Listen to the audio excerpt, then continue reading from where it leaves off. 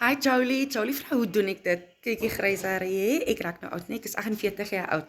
'n Doodgewone 48-jarige onderwyser hier uit die Ooskaap, 'n klein Karoo dorpie en ek het geleer hoe om 'n ander inkomste te maak van my foon af. Dit is so eenvoudig.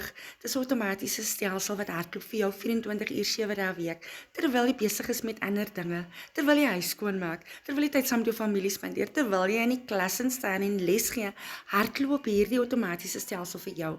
Ek maak 'n 100% profijt. Daar is geen middelman nie. Ek gebruik net my foon en wifi en dit is al, ek create content online.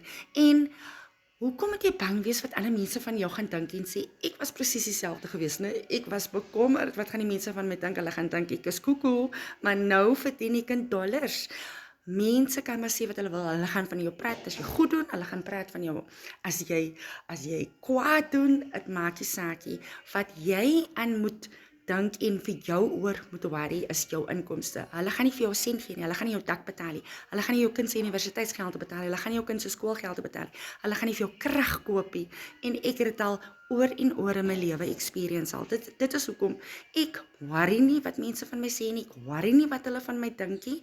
Ek doen wat vir my reg is. Ek doen wat vir my familie 'n voordeel gaan wees. In 2014-15, ek was 36 jaar oud, toe gaan ek universiteit toe. Mense het vir my gesê ek is mal, ek het my werk gelos by Medikliniek. Ek was 'n administrateur by Medikliniek. My werk gelos, toe gaan ek voltyds universiteit toe. Ek was op IWK, ek het my B.Ed graad voltooi. Mense het ook vir my gesê, is jy mal? Is jy mal om jou werk te los? Wat van jou familie? Ek het net die Here, geloof in die Here gehad. Ek het elke dag opgedag, ek was elke dag op campus, ek het elke dag in my lectures gaan sit.